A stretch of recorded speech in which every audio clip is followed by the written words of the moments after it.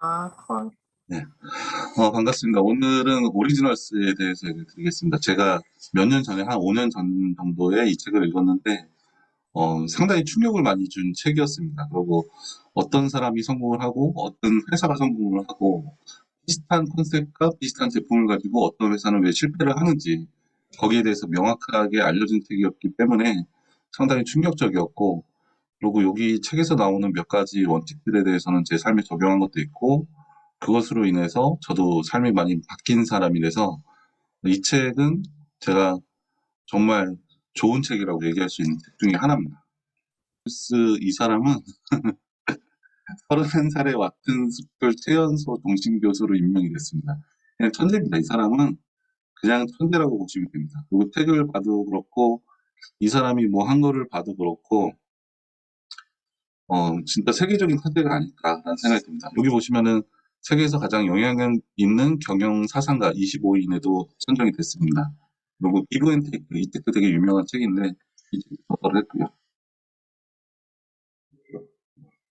서문에는 이런 내용이 있습니다. 세상을 보는 방식을 바꾸고 삶의 방식을 바꾸고 살 수 있는 세상을 바꾸게 만들 수 있다. 이거는 애덤 그랜트 자신이 쓴 게 아니고 페이스북 COO가 쓴 내용입니다. 이 책 같은 경우는 제가 이 서문의 내용을 왜 썼냐면 작가가 직접 서문을 쓰지 않았습니다. 정말 신기한 책입니다. 그리고 이 처음부터 친구는 아니었고 어떤 강연장에서 만나가지고 친구가 됐는데 세릴 샌드버그라고 페이스북 CEO가 서문을 대신 써줬습니다. 그 서문은 어떤 내용이냐면 이 책에 대한 설명보다 이 책에 대한 찬사로 들어가 있습니다. 그래서 이렇게 책을 쓸 수 있다. 이 내용을 좀 얘기 드리고 싶어서 이 잠깐 설명을 드렸습니다. 목차를 보시면 1장부터 8장까지인데 제가 제일 힘들었던 부분은 뭐냐면 보통 목차를 보면 이 부분에는 어떤 내용이 들어있겠구나. 저 부분에는 어떤 내용이 들어가 있겠구나. 이런 생각이 드는데 이 책은 목차를 보고서는 책에 어떤 내용이 들어가 있는지 알기가 어렵습니다. 그래서 저도 이 목차를 보고 뭐 앞에 뒤에를 계속 봤는데 과연 여기서 어떤 얘기를 하는 거지 여기에 대해서 상당히 힘들게 잡았습니다. 그리고 나중에 잡고 나서 보니까 그게 또 틀렸더라고요. 그래서 이 얘기를 왜 드리냐면 목차를 제대로 이해하지 못하면 글이 어떤 방식으로 흘러가는지 잘 이해할 수 없거든요. 그러니까 이 책처럼 목차를 잘 이해하지 못하고 시작하면 내가 지금 읽는 내용이 어디에 들어가고 어떤 큰 그림 안에서 어떻게 분류를 해야 될지 잡기가 힘듭니다. 그러면은 기억이 잘 안 납니다. 그러니까 처음부터 흐름을 안 잡고 읽으면 아무리 좋은 책을 읽고 내가 기억하고 싶은 게 많아도 잘 기억이 안 납니다. 그래서 목차의 중요성을 좀 아셨으면 좋겠고 앞으로 어떤 책을 보시든 간에 이 목차가 어떤 흐름이고 1장에서는 어떤 내용이 나오고 이게 어떤 흐름으로 와서 3장, 4장에서 뭔 얘기가 나오고 그 흐름으로 이어져서 7, 8장에서는 어떻게 흘러가는지 그거를 꼭 먼저 아신 다음에 읽으셨으면 좋겠습니다. 그거를 해보시고 안 해보시면 타일을 명확히 아실 수 있을 겁니다. 먼저 정해놓으면은 나중에 기억하는 양이 상당히 많아지고 책 한 권을 머릿속에서 정리를 할 수 있습니다. 이 책 같은 경우는 그게 안 돼서 제가 읽는데 상당히 힘들었고 정리하는데 상당히 힘들었던 책입니다. 그래서 목차를 보시면 창조적 파괴, 순리를 거스르는 위험한 일, 이것도 뭔 내용인지 모르겠고 눈먼 열정에서 벗어나기, 독창적인 아이디어를 알아보는 방법, 이것 좀 알겠습니다. 이쪽은 이제 아이디어라는 게 나오고 진언하기, 이것도 무슨 말인지 모르겠고 서두르면 바보, 그러니까 서두르지 말란 얘기죠. 그죠? 시기, 포착, 전략적 지연, 그러니까 좀 미루라는 얘기죠. 그리고 연대 결성, 그리고 형제자매 부모 정신적 스승의 독창성을 길러준다. 집단 사고와 제거하고 뭐 궁지팡파 뭐 이렇게 좀 어려운 얘기들이 써 있습니다. 이게 좀 이따 얘기를 드릴 건데 어떤 식으로 구성이 되어 있냐면 초반부에는 2장이 1장이라고 보셔야 됩니다. 2장하고 3장 같은 경우는 아이디어를 만들고 어떻게 선택할 건지에 대한 얘기가 나와 있습니다. 그리고 4장서부터 5장은 어떻게 나와 있냐면 그 아이디어를 어떻게 어, 확장시킬 건지, 더 좋은 아이디어로 어떻게 만들 건지, 일단 사회에 보여줄 때 이렇게 해야지 더 잘 보여줄 수 있다. 이제 그런 얘기들이 나옵니다. 지금 이 얘기를 제가 설명해 드리니까 아는 거지, 이 목차만 봐서 알기가 좀 힘든 거죠. 그리고 6장은 무슨 내용이냐면, 이 책은 전반적으로 독창성에 대한 얘기를 계속 하고 있는데, 가정에서 독창성 있는 아이를 어떻게 키울 것인가에 대한 얘기가 나오고 있습니다. 그리고 7장에서는 사회에서는 그 독창성을 어떻게 더 잘 발휘할 수 있냐. 그리고 8장에서는 감정에 대한 얘기가 나옵니다.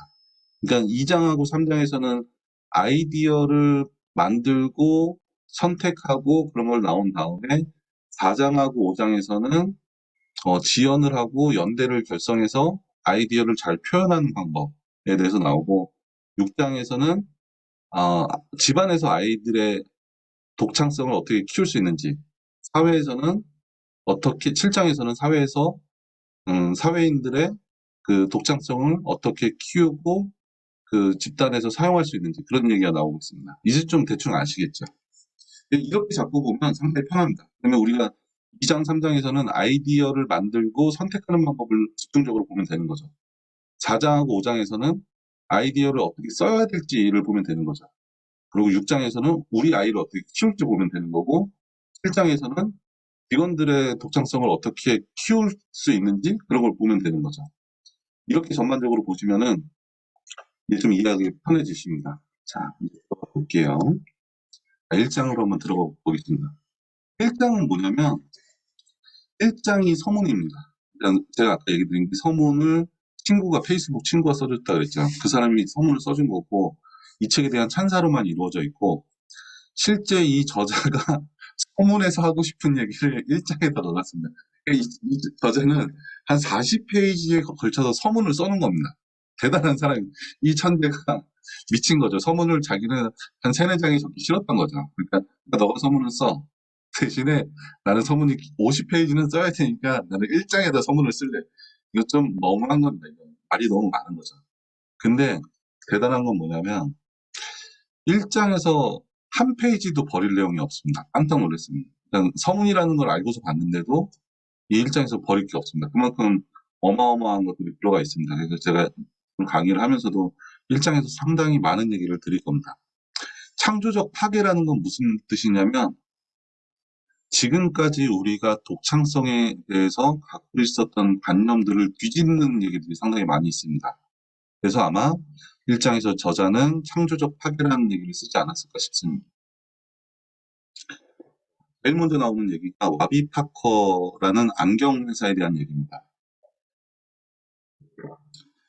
이 얘기는 어떻게 시작이 되냐면, 이 대학생들이, 이 사람들은 아닙니다. 이 사람들은 홈페이지에 있는 광고 모델이고, 전 세계 안경 업계를 장악하고 있는 룩소 타카라는 기업이 있습니다. 우리가 아는 뭐 유명한 브랜드 뭐 샤넬부터 해가지고 뭐 오클리라든지 또 레이파커 뭐 그런 이제 업체들의 안경을 제작하는 업체가 룩소티카입니다. 여기가 전 세계 시장의 80%를 장악하고 있는 거죠. 근데 어느 날 갑자기 젊은 대학생 4명이 와서 이 천재 교수한테 자기 회사에 투자를 하라고 얘기를 했습니다. 대학생인 거죠. 자기들이 세울 회사에 와서 투자를 하라고 얘기했는데, 이 사람은 투자를 하지 않았습니다. 왜 그랬냐면, 이 대학생 4명의 얘기가 너무 시덥다는 거죠. 그리고 이 천재 교수가 봤을 때는, 이 천재 교수가 어마어마한 기업가들을 이미 많이 만났고 대단한 사람들을 만났는데, 자기가 생각하는 성공의 그 능력을 갖고 있는 사람들과는 너무나 다른 형태의 아이들이었고, 도저히 이 아이들이 성장할 것이라고 생각을 못했습니다. 그래서 이 사람은 투자를 하지 않았습니다. 근데 이 업체가 어떤 일을 벌였냐면, 그래서 한참 후에 회사가 정말 홈페이지로 해서 오픈을 했는데 2만 명의 고객 대기자가 생겼습니다. 그리고 5년 만에 세상에서 가장 각광받는 브랜드가 됐습니다. 그리고 2015년에는 세계에서 가장 혁신적인 기업 1위로 꼽혔습니다. 그리고 여기 밑에 사진 보시면 이제 못 사는 국가들이 있는데, 이 회사에서 뭘 하냐면 하나의 안경테를 팔면 하나의 안경테를 기부를 합니다. 못 사는 국가에다가. 그래서 지금까지 수백만 개의 안경을 나눠줬습니다. 그리고 연매출이 1억 달러, 그리고 시가총액 10억 달러, 1000억이죠. 1000억 원이죠. 한 1000억, 우리 1대 10, 1대 1000 정도 되니까 환율이. 한 1000억 정도 매출을 올리고 있고, 시가총액은 1조인가요? 10억 달러면 1조가 된 거죠. 입니다. 매출이 1000억입니다. 연매출이 1000억. 기업이 갖고 있는 돈은 1조가 된 거죠. 그러니까 이 교수가 자기는 이 4명의 대학생이 도저히 이렇게 될 거라고 얘기를 상상을 못 한 거죠. 이 4명의 대학생들한테는 어떤 능력이 있었는지는 이제 나중에 다시 보여드리겠습니다. 그래서 이때 투자를 못하고 나서 이 교수가, 애덤 그랜트 이 교수가, 자기가 왜 이 4명의 대학생들의 이 뛰어남을 못 알아봤을까에 대해서 연구를 하기 시작합니다. 10년 동안 연구를 하기 시작합니다. 그래서 이 책의 시작은 이제 이런 걸로 나옵니다.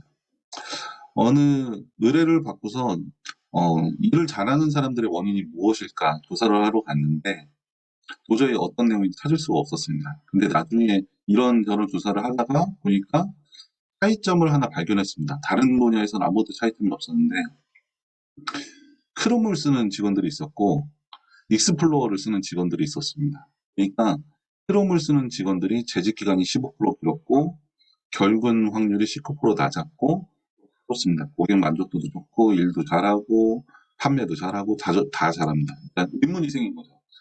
아니 크롬을 쓰는 사람하고 익스플로어를 쓰는 사람하고 어떤 차이가 있길래 이렇게 차이가 나나 거기에 대해서 연구를 해봤습니다. 다음 페이지가 기억이 안 나네. 그러네요. 어떤 차이가 있냐면 익스플로어 같은 경우는 컴퓨터에 기본적으로 깔려 있는 거죠.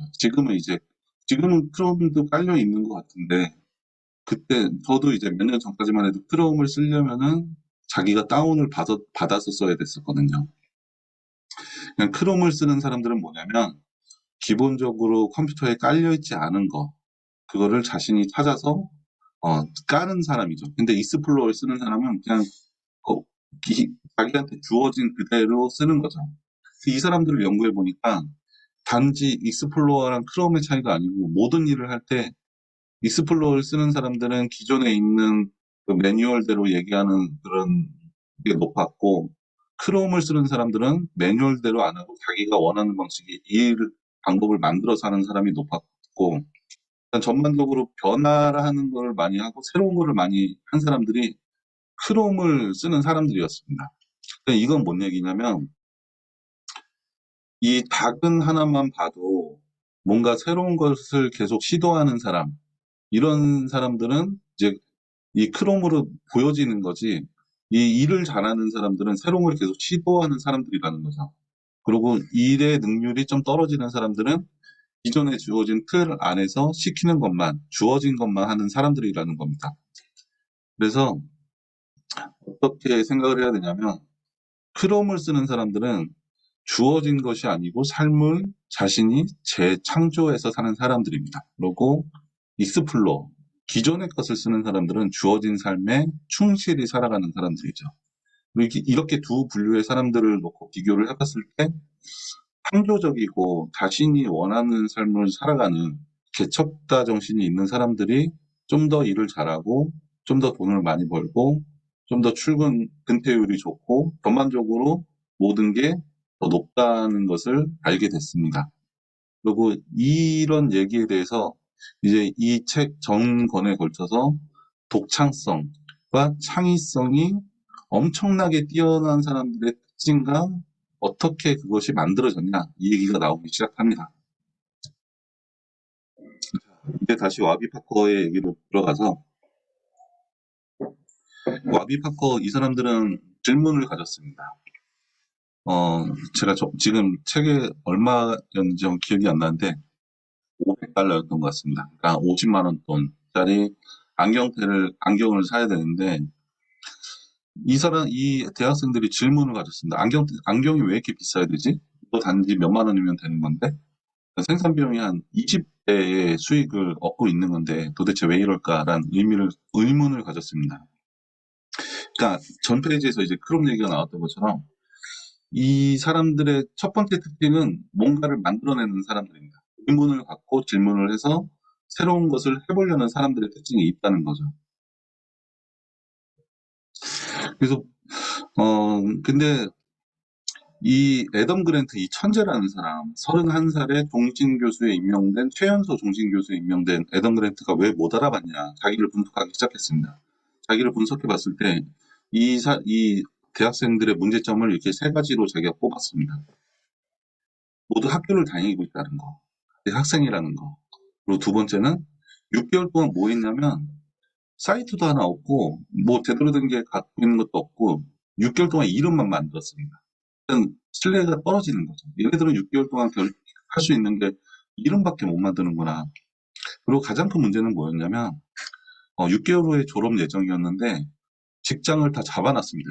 이 네 사람이. 그리고 이 에던 그란트한테 와가지고 얘기할 때도 우리는 이미 직장을 다 잡아놨어요. 이게 안 되면은 우리는 회사로 갈 거예요. 저희 된 직장으로 갈 거예요. 네 명 다. 그러고 그리고 이게 또 안 되더라도 저희는 다른 사업 아이템을 찾고 있어요. 또 다른 사업으로 할지도 모릅니다. 라고 얘기했습니다. 그러니까 이 애덤 그랜트가 보기에는 어떤 사람이었냐면 저돌적이지 않은 사람이죠. 그러니까 열심히 하는 사람이 아닌 거예요. 너무 대충대충 하는 것처럼 보이는 거죠. 그러니까 사업가라고 하면 나의 열정과 나의 운명과 나의 인생을 걸고 모든 것을 투자해야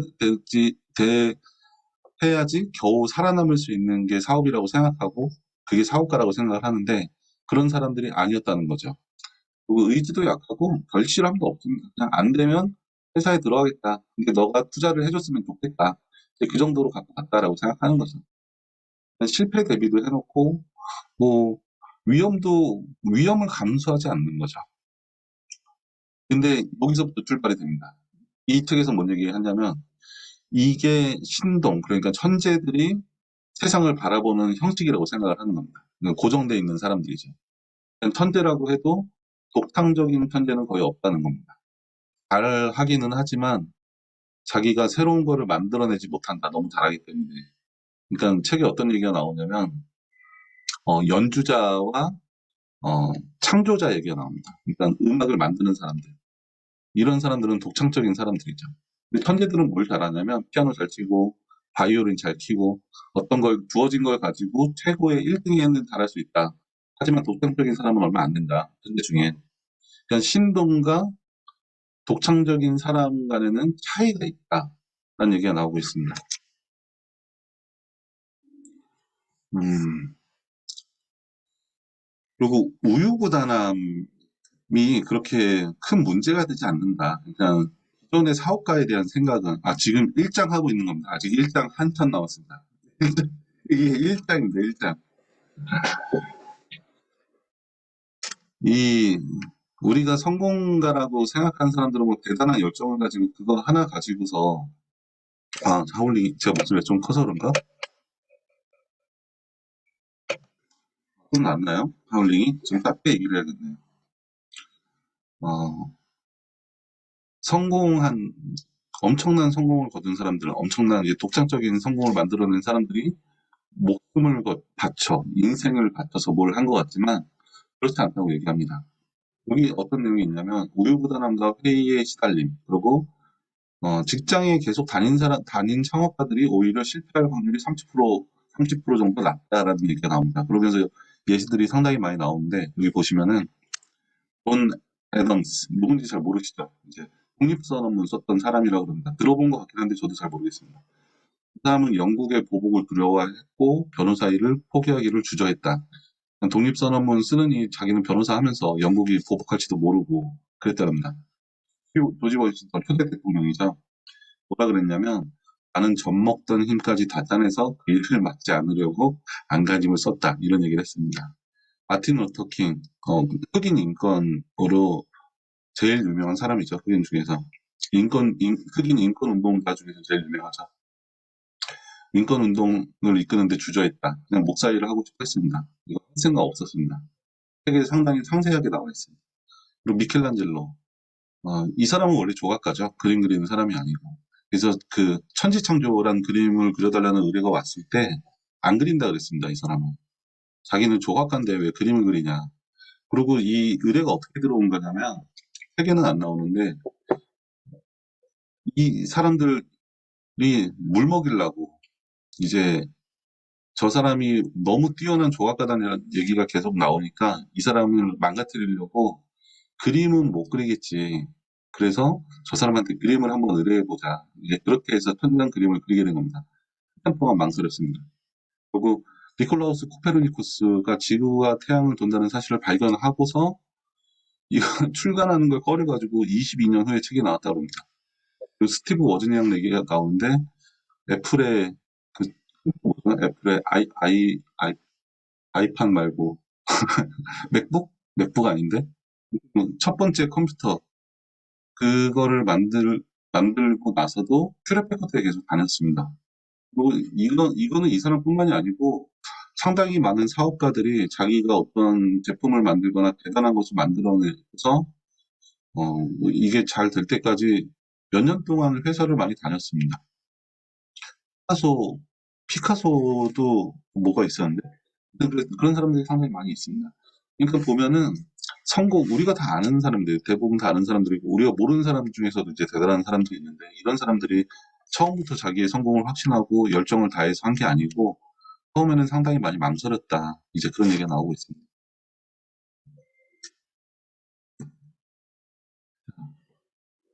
그럼 이 사람들은 얼마나 열심히 했냐?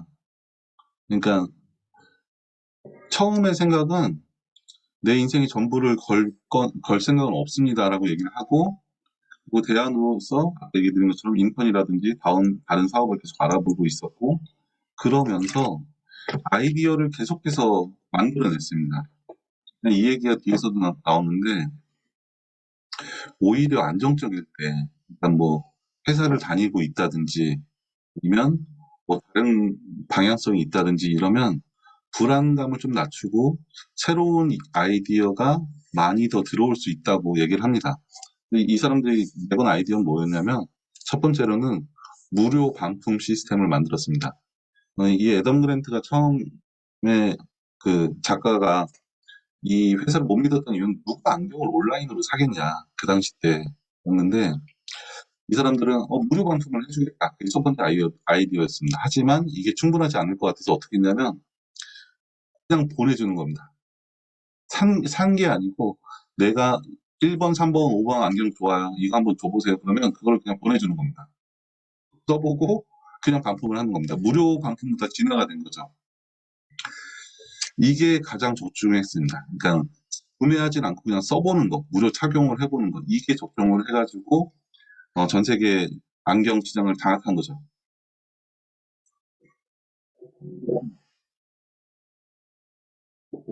지금까지가 1장의 내용입니다.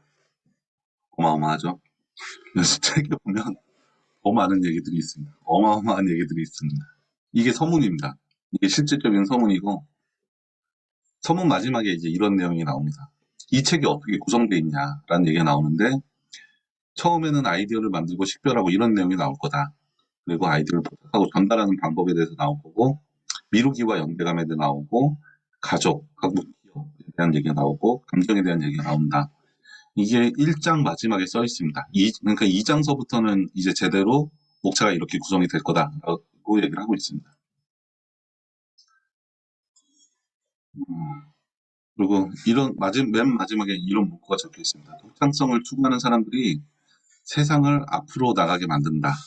그러나 그들은 우리랑 다르지 않다. 라고 얘기가 나와요.